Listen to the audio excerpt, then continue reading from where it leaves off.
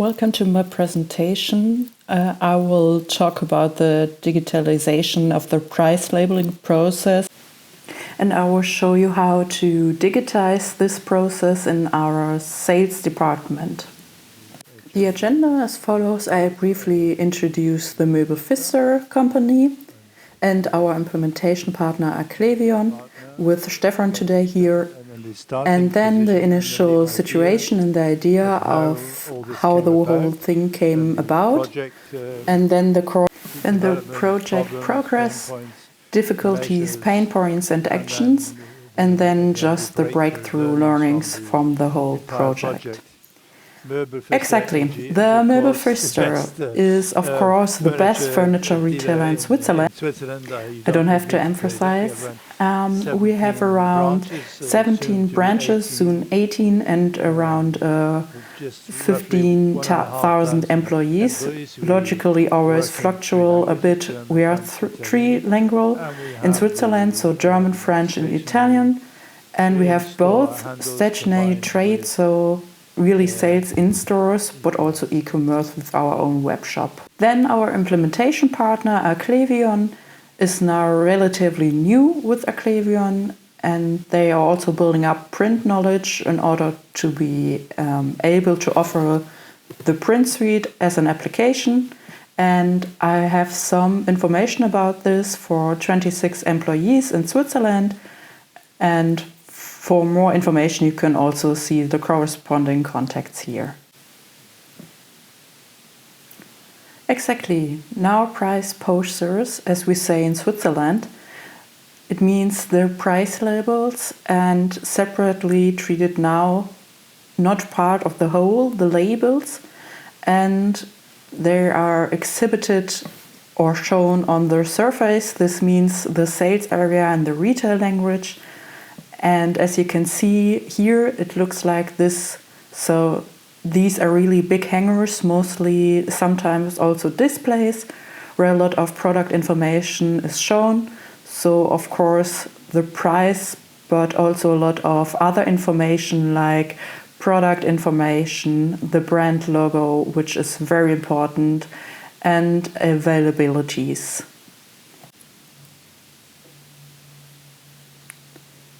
I've taken a few photos here in our headquarters store, so what it looks like, so you can imagine it a little bit better.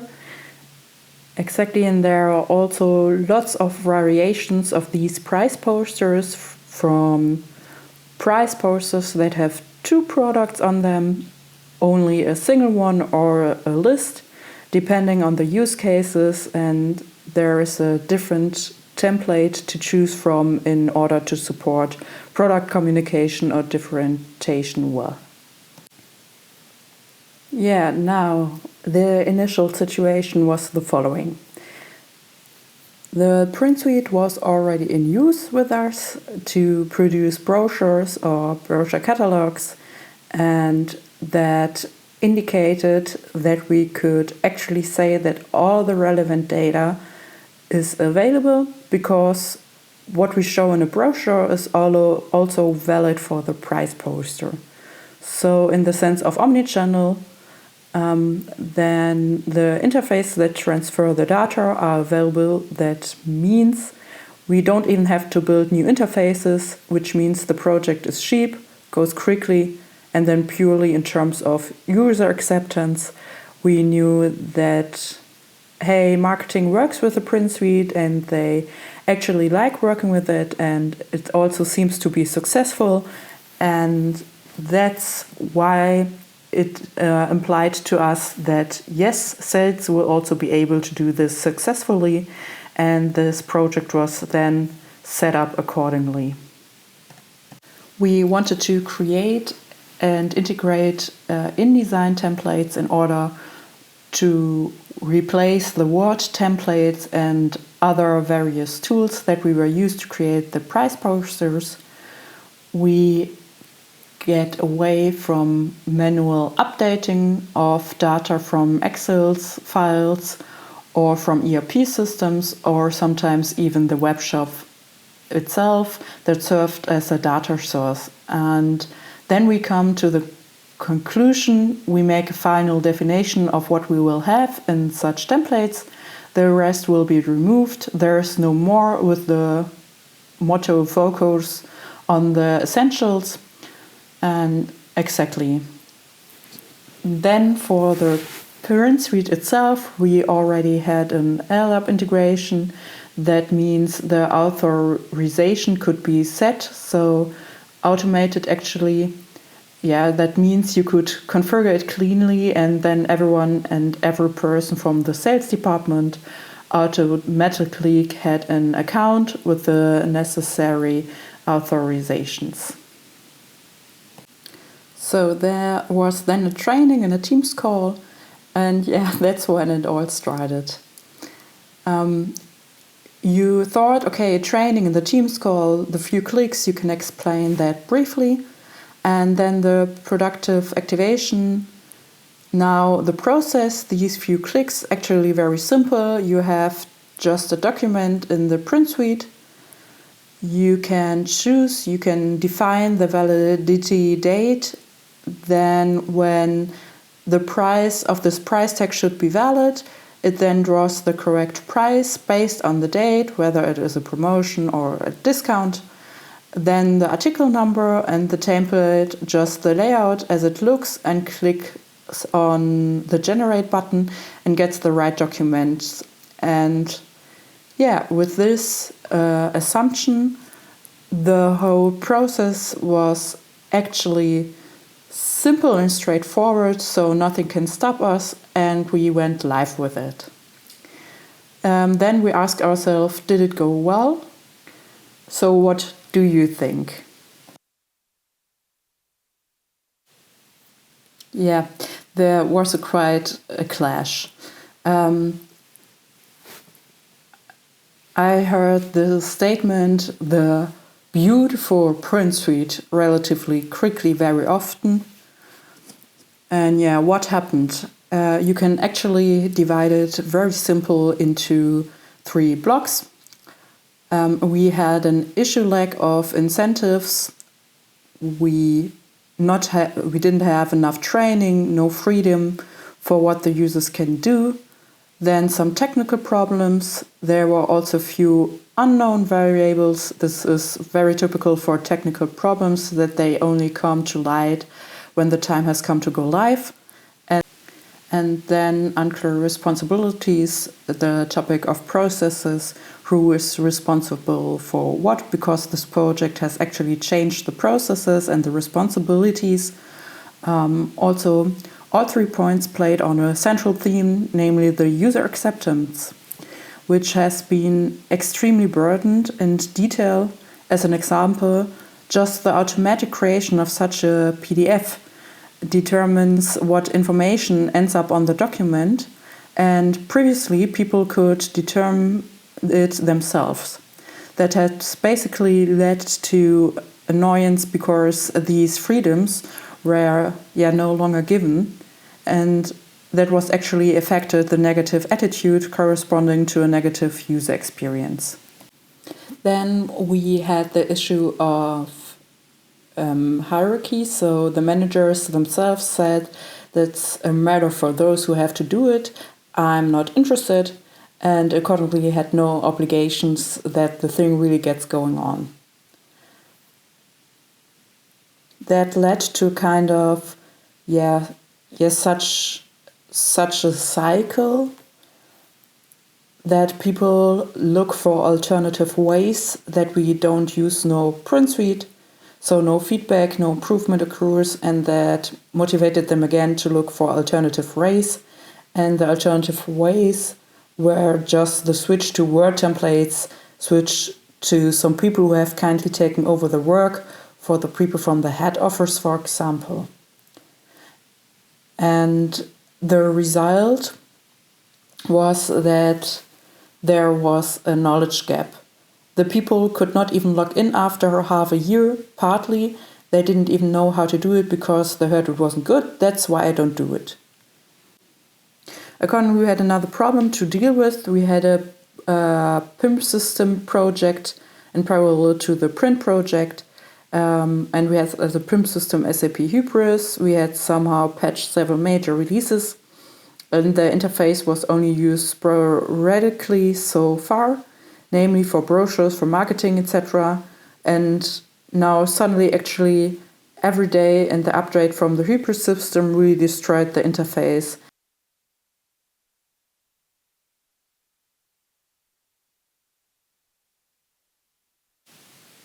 And yeah, as you said, shit in, shit out, the CISO principle. I found a discussion on Wikipedia. Hey, it's vulgar, but it's correct. I can confirm, yes, of course. The shit out then drove the users endlessly into the ground because often the right price didn't come out or nothing came out at all. And then the second technical problem was the topic InDesign server. InDesign as a server could not handle if too many users edited the same documents and started different generation processes in the same document. And the process that then stood there was actually, we only had a few documents, many users, all from sales. That's 200 and plus people logging in at the same time because they want to create price labels at the same time and then block each other. Then the InDesign server just brutally said goodbye in the end, and then actually the empty template that you can see here on the right came out. The bottom line was that it didn't work.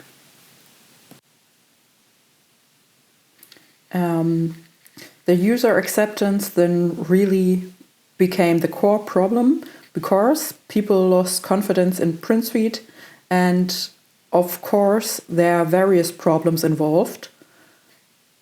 But what you can say is that people were no longer interested in it and just said, the beautiful PrintSuite was actually the lubricating oil for the improvement process. This user acceptance, people really refused to work with it. And it was really on the brink whether it would work out. So the signs were pretty bad in the meantime. And what you can say in the meantime, the user acceptance was no longer there. The budget was gambled away, and the solution that was there was not functional. And to show, and as a result, we now have to do something somehow, and that can actually be summarized very briefly. What needs to be done? We need more money. And that is, of course, relatively difficult in such an initial situation. We have to patch the interface to the PIM implement, the InDesign server more stable. That means, first of all, understanding how the things works and also clarifying the responsibilities. And very, very centrally securing user acceptance, because without user acceptance, it won't work. We have to convince the project sponsors, and we did that in the form of, when we get it up and running, we can also reduce costs by means of further automation that was not yet planned, and also the data quality, because data quality for price labels is such a very emotional issue. If the price is not right on the price poster and the salesperson next to it then realizes this and had a dispute with the customer, which is exactly why we had such a print 2.0 project internally. A kind of penalizing of the processes and for clarifying responsibilities, then reducing the technical depths. There it was relatively clear what we have to do. And then the third point was to somehow build up user acceptance. And that went in such a way that, for example, we now included the sales management and made them directly responsible for the price labeling with the PrintSuite. This gave us a good tool that asked customers to work with Print Suite and not with Word templates. And then we improved the entire technical integration, and we carried out various optimizations which reduced processing time by 70%. And what happened then was interesting. Several months after the whole thing started to work perfectly, I still heard and met people who said Print Suite is not working. Even 1 year later, one colleague in the sales department then complained that he needed 5 clicks instead of 4. The lesson to be learned here is very clear.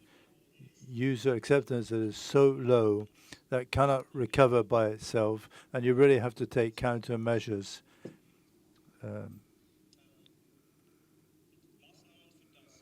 Measures to achieve this, for example, advantages really have to be named explicitly.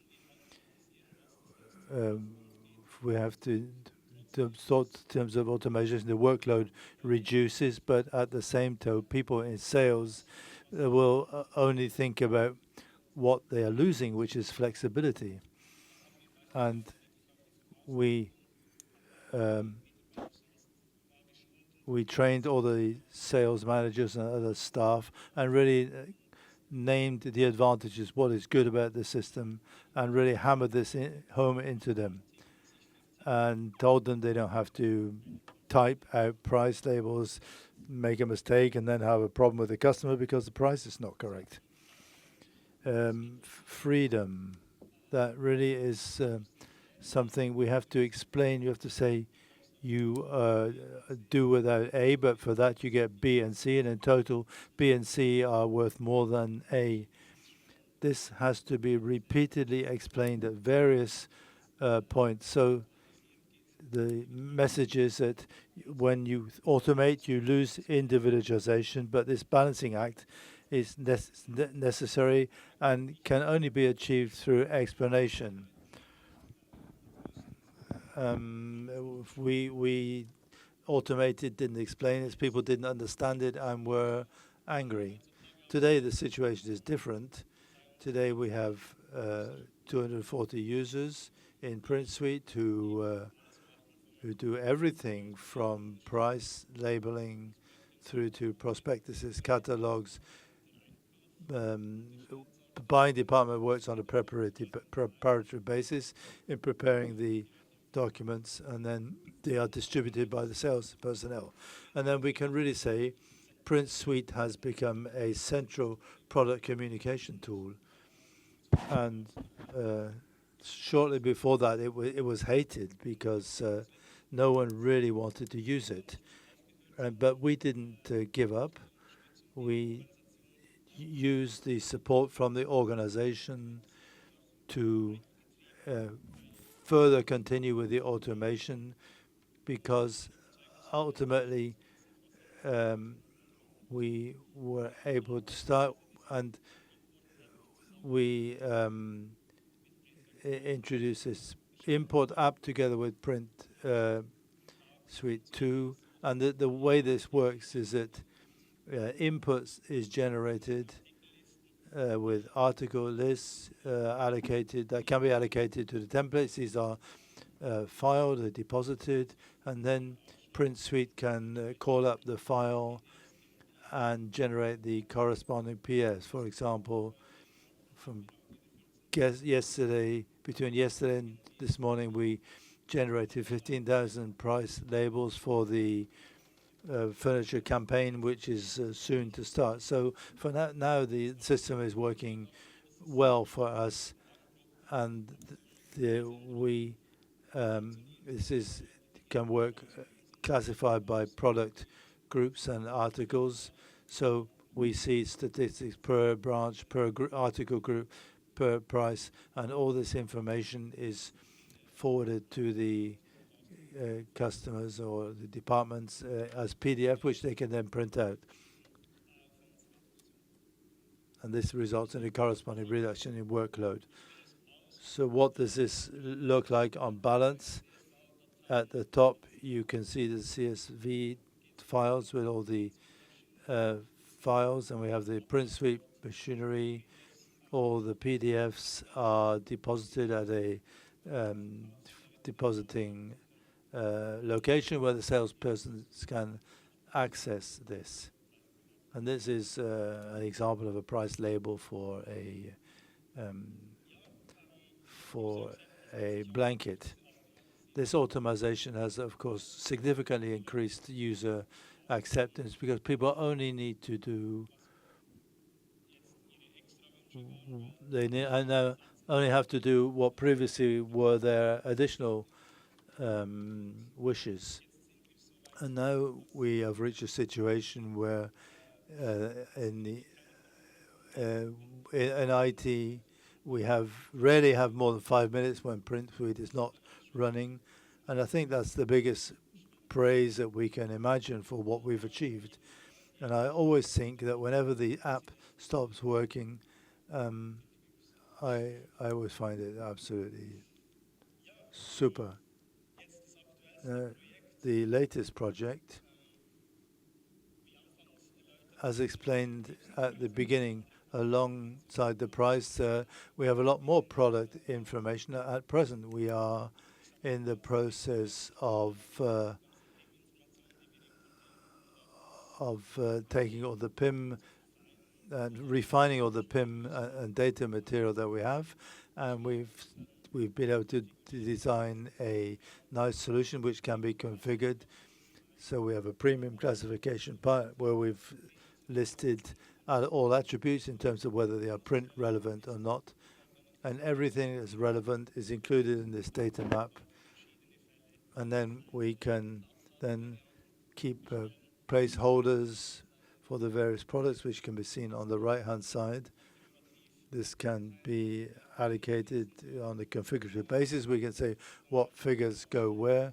Marketing gets modules that they can plan internally, and the entire product information goes there with the aim of making all the communication more relevant for customers, including all the required information, and simply better than at present. Here, I played around and got a before and after comparison. Here we can see a price label beforehand with certain information, and after with far more information. And we see the colors that are available. So this is information that some customers want to know.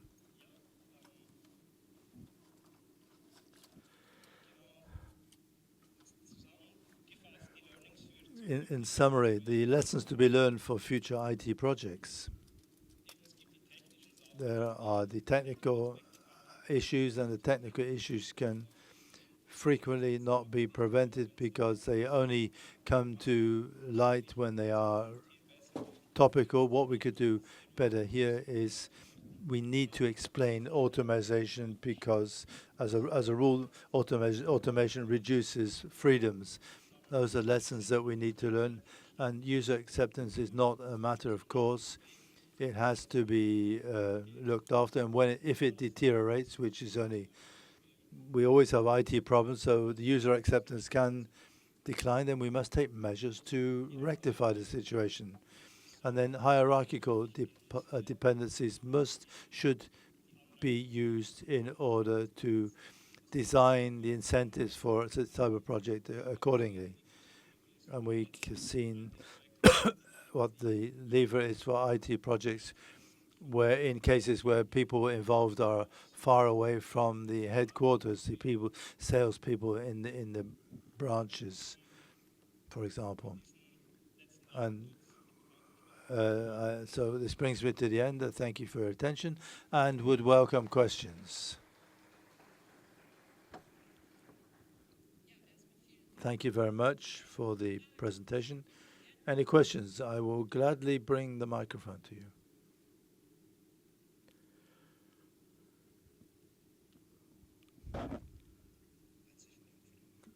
Thank you for the great presentation. I had no idea of the processes before, so it was very informative. I have two questions.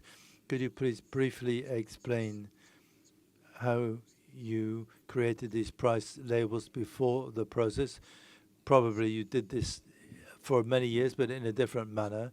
And then the question is, had you not been using Print Suite, what alternatives could have been possible in the process?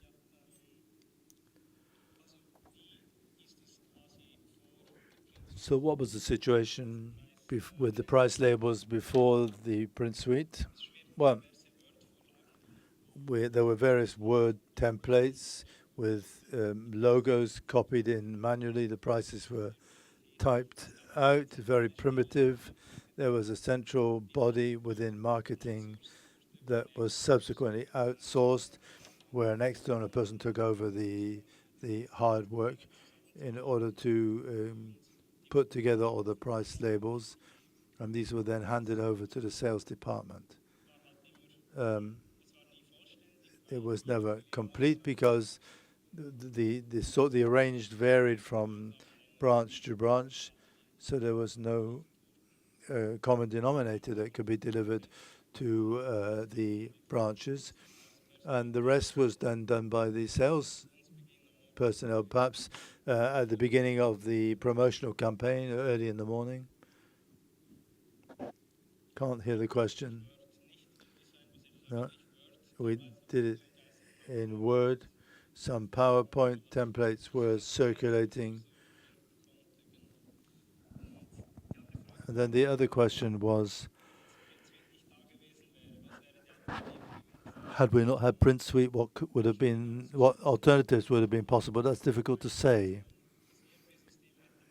Internally, the VIP system could have supported PDF generation. That is used today above all with labels.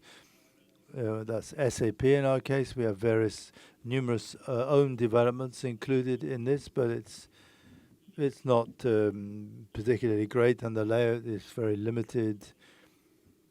And today we have different options.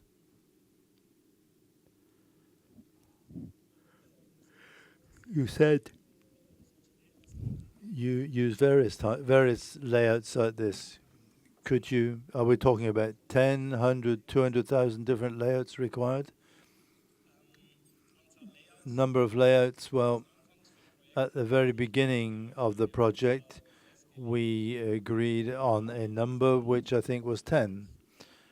And this changed over time because we had special case A, special case B, and then generally the difference between a campaign with a product discount for all customers or perhaps only for member benefits, and then there was a need which crystallized to create the templates in this type of manner. At present, we have roughly 30, but we will try to ensure that this figure does not rise further. Any further questions? Yes, a question concerning the number on the system. What's the peak? Because I think they can all be in the system at the same time. And what was the term of the project? How long did it run for? Number of users, I would say the peak figure, as far as I've seen to date, 30, 35. Yes, correct. Not all people are online at the same time because we have different opening hours in the branches, but this it balances itself out quite nicely. So some people start work earlier on Print Suite, and then other branches they start later. So that balances itself out. And the second part of the question, the project, the running time of the project. This started, I'm not sure how long Print Suite has been in use in marketing, but the project time with the price labeling started at the end of 21 and in 22, I think in May or June, the PIM patching had been updated to the latest version. And in May 22, we had a complete disaster. And then it took roughly 1 year for the whole thing to recover. And then in May 23, we had actually achieved stability within the company. We got everything to the situation we wanted to have. 2 questions. The first is, what is the throughput? How many price labels are generated per day or per week on average? Second question, is there intention to push further ahead with this? For example, to have a screen directly on the product to avoid this paperwork? How many of the number of price labels that can be generated depends on how long a campaign runs. Yes, from between yesterday and today, we generated 15,000 PDFs for all branches. If we take all the whole range for all branches, we can soon reach a very high figure. The second part, yes, getting away from paper is a big topic. We have a difference here between labels, which are very small, and the large hangers. And at the moment, we're digitizing labels. We have low energy things that use very little electricity but change the display. These are being used, and in terms of the price labels, we are also trying to move away from paper. But at the moment, paper, this large A3 hanger is indispensable. And it's also, I think, it's still requested by customers. They still derive pleasure from it.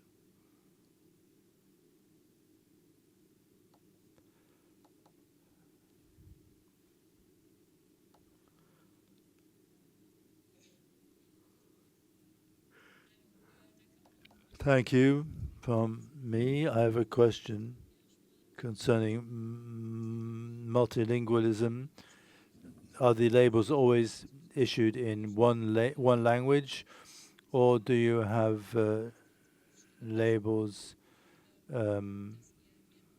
which include various languages? The branches, each of the branches are based in one region where one language is spoken, so we can derive the language from the branch, and then the labels are then produced in the relevant language. So we have the content in the respective language. So one document is always in one language only. Any more questions?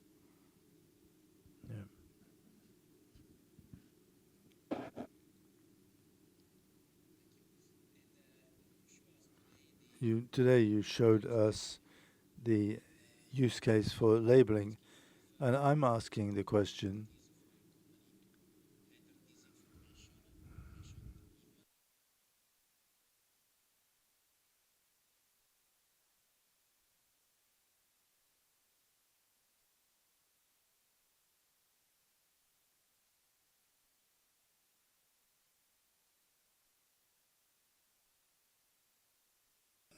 the information shown on the price label, this information is maintained in a central system. We have an own development, a maintenance tool, which is like an up their microservice alongside the PIM service where we can maintain the data and transfer them to the PIM system, and then from the PIM system into various channels. They're published on marketplaces, in the web shop, in the sales applications used by the sales personnel from a tablet, and then into print suite and other things. These are the same data being distributed in different manners.